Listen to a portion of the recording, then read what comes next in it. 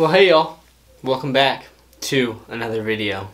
Guys, it is about time that we continue the cage building series. I've already built several different enclosures on this series. Some was just planting, some was building the entire cage from top to bottom, and in this specific circumstance, we are going to be building from top to bottom 2 more enclosures.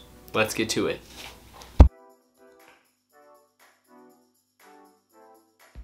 Welcome back, ladies and gentlemen. Today we are here with another build. We've got a whole variety of plants, products, and other supplies that we will be using for these setups. Now the first thing we're going to start with is adding the cork background. Having cork and logs and other materials across the background is going to create that 3-dimensional look that you want in your setup. So as you can see, we're just laying everything out, getting a good visualization of what the background will hopefully look like. Once you lay all of the cork out, then you can begin the fun process of foaming the enclosure. We've got our cans of pond spray foam. I recommend the pond spray foam over other foams just because it comes out extra waterproof. It's also black, so in case you miss anything, it still creates a naturalistic, rocky look. When adding the foam, you just want to cover all of the gaps and cracks. Make sure you don't leave anything uncovered. Then you simply wait for the foam to cure.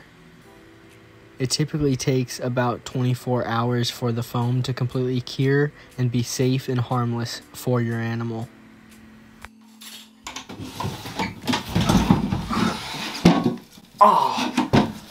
Oh, that hurt. Ow, that thing hit me right in the nose. Ah. And now, the next process, a very important one that'll help create even more of a 3-dimensional naturalistic look. Carving. What we're going to do is carve the background, and after we carve the background, add silicone. We're basically going to paste the silicone across the carved background, then add dirt on top. As you do that, that'll create a more natural looking background, and all of that shiny exposed foam will suddenly disappear. Make sure you add plenty of silicone and plenty of dirt. Don't be shy. It's very important to have more than less. And same thing as usual, we're going to wait about 24 hours for this to cure, and then continue to the next and final step.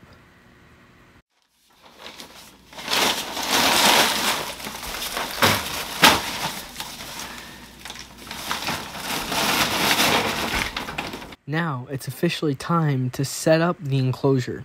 We're going to first add our lava rock as our drainage. Lava rock works as great drainage, especially because it allows for beneficial bacteria to grow in the bottom of the enclosure. Of course, you want beneficial bacteria in your bioactive setup. It's only going to make the ecosystem work better for you. Once you've added the lava rock, you will then add your drainage mesh onto the enclosure. The mesh will kind of separate the dirt from the bottom. That way you don't have this gross mixture of dirt and water and lava rock and so on. And of course, that is the whole point of a bioactive setup. You want it to be clean, you want it to be self-maintaining. Now we will proceed with adding the substrate mix. You definitely want to have a good bioactive substrate mix. Personally, I mix my own substrate, and I sell my own substrate that I mix. Once you've added your substrate mix, you can really get on to the fun part of adding plants, moss, rocks, decor, and everything else like that. Planting is personally my favorite part, and I never get enough footage of me adding the plants. But all I can say is just have fun, be creative, add plants where they should go. Make sure plants are going to have proper drainage, make sure plants are going to have proper lighting, and all in all, make sure your animal will enjoy it. Of course, do not ever forget to add moss, rocks, and other pieces of decor. Those little details will really help finish off the enclosure and make it look really well done. And once you've added your rocks, your moss, your plants, and your background, well, you're pretty much ready to go.